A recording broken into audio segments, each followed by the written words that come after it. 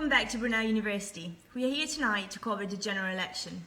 The exit polls are suggesting that the Conservatives may fall short of an overall majority, which would be a big shock. Remember, the Prime Minister Theresa May called the election to achieve a greater majority. Now it looks as though it may have backfired badly, but a word of caution, very few votes have been currently counted. Only 5 MPs have been elected at the moment, and it is still possible that the real vote could defy the exit poll, and the Conservatives could end the night with a majority.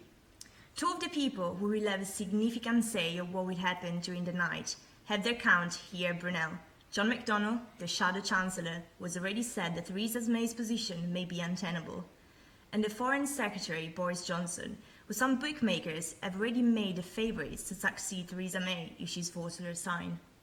So it is going to be a very exciting night here at Brunel. We are joined by two of our politics students, Mavish Maghrabi and Malachi Hamdan, who are going to help us analyse what is happening. Mavish, you have been looking at the exit poll results. Can we really rely on them?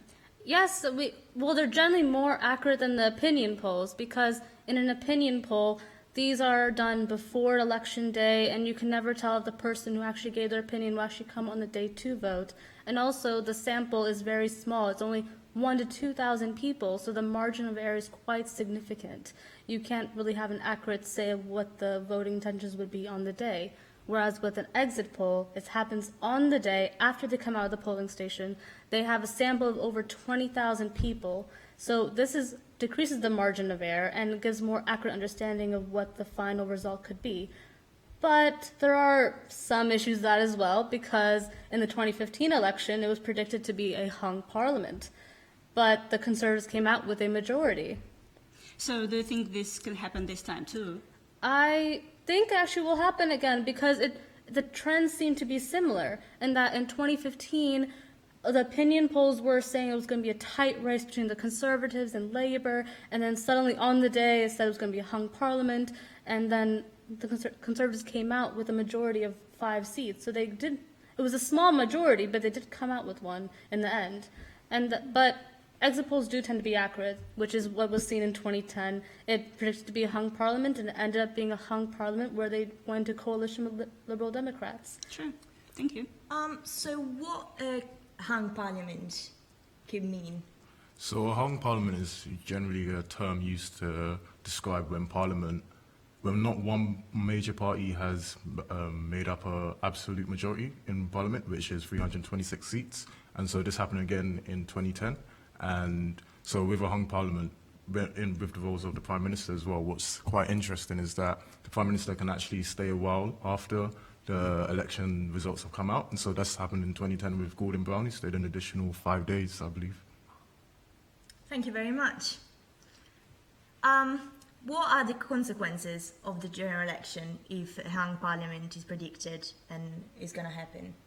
It's kind of hard to tell consequences, what we can predict. So far I've seen that the pound dropped 2% ever since the exit poll came out, and so that suggests that there may be some economic uncertainty with the potential that Labour could potentially get into Parliament with another coalition party. Yeah, so. Do you think it would be a good outcome? Depending on who you want to vote for, me personally, I feel like it would be a good outcome if there was a hung parliament. Why?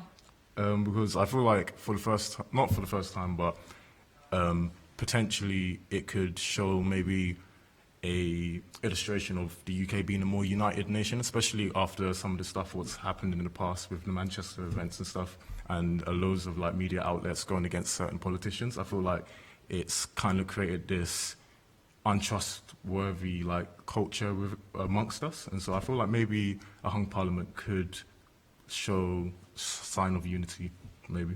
Well, thank you very much. Boris Johnson and John McDonnell are expected to be here in the next few hours. We'll be watching them when they arrive, and we'll bring them to you.